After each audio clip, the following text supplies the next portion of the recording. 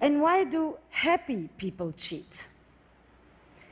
And when we say infidelity, what exactly do we mean? Is it a hookup, a love story, paid sex, a chat room, a massage with happy endings? Why do we think that men cheat out of boredom and fear of intimacy, but women cheat out of loneliness and hunger for intimacy? And is an affair always the end of a relationship? For the past 10 years, I have traveled the globe and worked extensively with hundreds of couples who have been shattered by infidelity. There is one simple act of transgression that can rob a couple from their relationship, their happiness, and their very identity, an affair.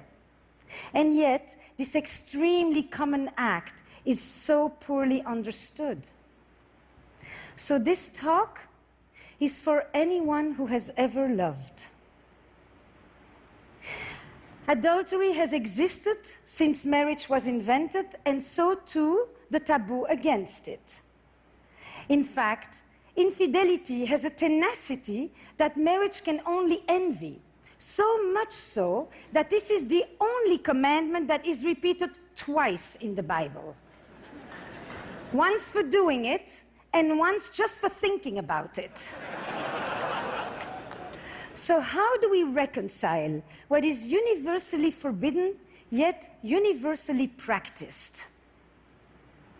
Now, throughout history, men practically had a license to cheat with little consequence, and supported by a host of biological and evolutionary theories that justified their need to roam. So the double standard is as old as adultery itself. But who knows what's really going on under the sheets there, right? Because when it comes to sex, the pressure for men is to boast and to exaggerate. But the pressure for women is to hide, minimize, and deny. Which isn't surprising when you consider that there are still 9 countries where women can be killed for straying. Now, monogamy used to be one person for life. Today, monogamy is one person at a time.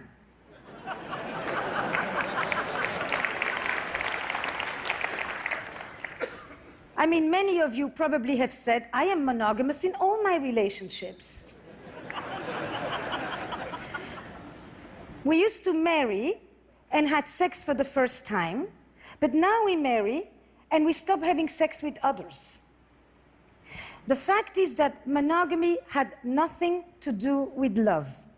Men relied on women's fidelity in order to know whose children these are and who gets the cows when I die. Now, everyone wants to know what percentage of people cheat. I've been asked that question since I arrived at this conference. It applies to you. But the definition of infidelity keeps on expanding. Sexting, watching porn, staying secretly active on dating apps. So because there is no universally agreed upon definition of what even constitutes an infidelity, estimates vary widely, from 26% to 75%. But on top of it, we are walking contradictions. So 95% of us will say that it is terribly wrong for our partner to lie about having an affair, but just about the same amount of us will say that that's exactly what we would do if we were having one. Now, I like this definition of an affair. It brings together the 3 key elements. A secretive relationship, which is the core structure of an affair, an emotional connection to one degree or another, and a sexual alchemy. And alchemy is the key word here, because the erotic frisson is such that the kiss that you only imagine giving can be as powerful and as enchanting as hours of actual lovemaking. As Marcel Proust said, it's our imagination that is responsible for love, not the other person. So it's never been easier to cheat, and it's never been more difficult to keep a secret. And never has infidelity exacted such a psychological toll. When marriage was an economic enterprise, infidelity threatened our economic security. But now that marriage is a romantic arrangement, infidelity threatens our emotional security. Ironically, we used to turn to adultery. That was the space where we sought pure love. But now that we seek love in marriage, adultery destroys it. Now, there are three ways that I think infidelity hurts differently today. We have a romantic ideal in which we turn to one person to fulfill an endless list of needs, to be my greatest lover, my best friend, the best parent, my trusted confidant, my emotional companion, my intellectual equal. And I am it. I'm chosen, I'm unique, I'm indispensable, I'm irreplaceable, I'm the one. And infidelity tells me I'm not. It is the ultimate betrayal. Infidelity shatters the grand ambition of love. But if throughout history, infidelity has always been painful, today it is often traumatic because it threatens our sense of self. So my patient Fernando, he's plagued. He goes on, I thought I knew my life. I thought I knew who you were, who we were as a couple, who I was. Now I question everything. Infidelity, a violation of trust, a crisis of identity. Can I ever trust you again, he asks. Can I ever trust anyone again? And this is also what my patient Heather is telling me when she's talking to me about her story with Nick, married, 2 kids. Nick just left on a business trip. And Heather is playing on his iPad with the boys when she sees a message appear on the screen. Can't wait to see you. Strange, she thinks, we just saw each other. And then another message. Can't wait to hold you in my arms. And Heather realizes these are not for her. She also tells me that her father had affairs, but her mother, she found one little receipt in the pocket and a little bit of lipstick on the collar. Heather, she goes digging, and she finds hundreds of messages and photos exchanged and desires expressed. The vivid details of Nick's 2-year affair unfold in front of her in real time. And it made me think, affairs in the digital age, a death by 1,000 cuts. But then we have another paradox that we're dealing with these days. Because of this romantic ideal, we are relying on our partner's fidelity with a unique fervor. But we also have never been more inclined to stray. And not because we have new desires today, but because we live in an era where we feel that we are entitled to pursue our desires. Because this is the culture where I deserve to be happy. And if we used to divorce because we were unhappy, today we divorce because we could be happier. And if divorce carried all the shame, today, choosing to stay when you can leave is the new shame. So Heather, she can't talk to her friends because she's afraid that they will judge her for still loving Nick. And everywhere she turns, she gets the same advice. Leave him. Throw the dog on the curb. And if the situation was reversed, Nick would be in the same situation. Staying is the new shame. So if we can divorce, why do we still have affairs? Now, the typical assumption is that if someone cheats, either there's something wrong in your relationship or wrong with you. But millions of people can't all be pathological. The logic goes like this. If you have everything you need at home, then there is no need to go looking elsewhere. Assuming that there is such a thing as a perfect marriage that will inoculate us against wanderlust. But what if passion has a finite shelf life? What if there are things that even a good relationship can never provide? If even happy people cheat, what is it about? The vast majority of people that I actually work with are not at all chronic philanderers. They are often people who are deeply monogamous in their beliefs, and at least for their partner. But they find themselves in a conflict between their values and their behavior. They often are people who have actually been faithful for decades, but one day they cross a line that they never thought they would cross, and at the risk of losing everything. But for a glimmer of what? Affairs are an act of betrayal, and they are also an expression of longing and loss. At the heart of an affair, you will often find a longing and a yearning for an emotional connection, for novelty, for freedom, for autonomy, for sexual intensity, a wish to recapture lost parts of ourselves, or an attempt to bring back vitality in the face of loss and tragedy. Now I'm thinking about another patient of mine, Priya, who is blissfully married, loves her husband, and would never want to hurt the man. But she also tells me that she's always done what was expected of her. Good girl, good wife, good mother, taking care of her immigrant parents.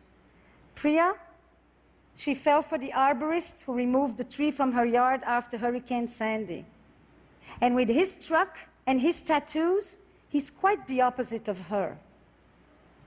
But at 47, Priya's affair is about the adolescence that she never had. And her story highlights for me that when we seek the gaze of another, it isn't always our partner that we are turning away from, but the person that we have ourselves become.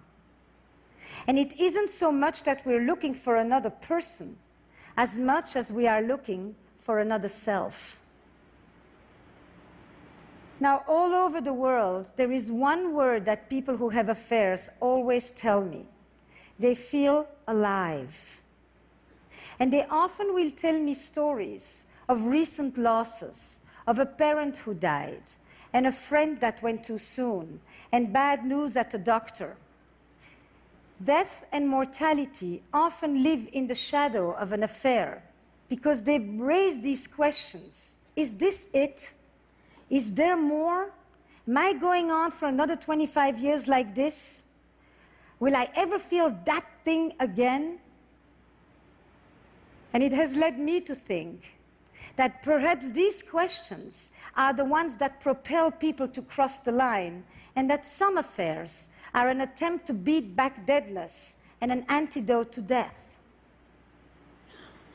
And contrary to what you may think, affairs are way less about sex and a lot more about desire. Desire for attention, desire to feel special, desire to feel important.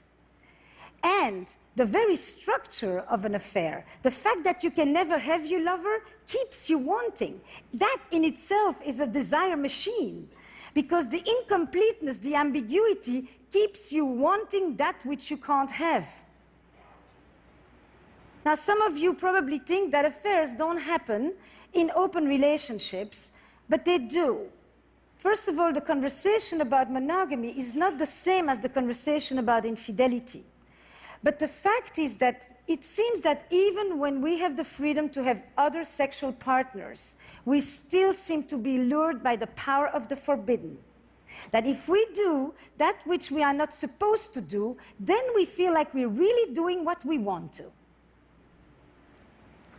And I've also told quite a few of my patients that if they could bring into their relationships 1/10 of the boldness, the imagination, and the verve that they put into their affairs, they probably would never need to see me. So how do we heal from an affair? Desire runs deep, betrayal runs deep, but it can be healed. And some affairs are death knells for relationships that were already dying on the vine. but others will jolt us into new possibilities. The fact is, the majority of couples who have experienced affairs stay together. But some of them will merely survive, and others will actually be able to turn a crisis into an opportunity.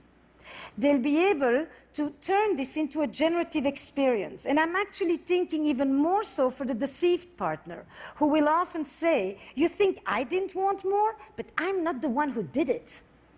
But now that the affair is exposed, they too get to claim more, and they no longer have to uphold the status quo that may not have been working for them that well either. I've noticed that a lot of couples, in the immediate aftermath of an affair, because of this new disorder that may actually lead to a new order, will have depths of conversations with honesty and openness that they haven't had in decades. And partners who were sexually indifferent find themselves suddenly so lustfully voracious they don't know where it's coming from. Something about the fear of loss will rekindle desire and make way for an entirely new kind of truth. So, when an affair is exposed, what are some of the specific things that couples can do? We know from trauma that healing begins when the perpetrator acknowledges their wrongdoing. So, for the partner who had the affair, for Nick, one thing is to end the affair, but the other is the essential, important act of expressing guilt and remorse for hurting his wife. But the truth is that I have noticed that quite a lot of people who have affairs may feel terribly guilty for hurting their partner, but they don't feel guilty for the experience of the affair itself. And that distinction is important. And Nick, he needs to hold vigil for the relationship. He needs to become, for a while, the protector of the boundaries. It's his responsibility to bring it up. Because if he thinks about it, he can relieve Heather from the obsession and from having to make sure that the affair isn't forgotten. And that in itself begins to restore trust. But Heather, or deceived partners, it is essential to do things that bring back a sense of self-worth, to surround oneself with love and with friends and activities that give back joy and meaning and identity. But even more important is to curb the curiosity to mine for the sordid details. Where were you? Where did you do it? How often? Is she better than me in bed? Questions that only inflict more pain and keep you awake at night. And instead, switch to what I call the investigative questions, the ones that mine the meaning and the motives. What did this affair mean for you? What were you able to express or experience there that you could no longer do with me? What was it like for you when you came home? What is it about us that you value? Are you pleased this is over? Every affair will redefine a relationship. And every couple will determine what the legacy of the affair will be. But affairs are here to stay, and they're not going away. And the dilemmas of love and desire, they don't yield just simple answers of black and white and good and bad and victim and perpetrator. Betrayal in a relationship comes in many forms. There are many ways that we betray our partner, with contempt, with neglect, with indifference, with violence. Sexual betrayal is only one way to hurt a partner. In other words, the victim of an affair is not always the victim of the marriage. Now, you've listened to me, and I know what you're thinking. She has a French accent. She must be pro-affair.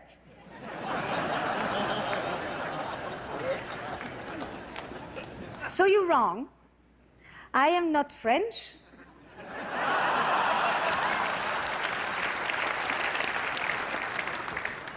And I'm not pro-affair. But because I think that good can come out of an affair, I have often been asked this very strange question: would I ever recommend it? Now, I would no more recommend you to have an affair than I would recommend you to have cancer. And yet we know that people who have been ill often talk about how their illness has yielded them a new perspective. The main question that I've been asked since I arrived at this conference when I say I do a talk about infidelity is for or against? I said yes.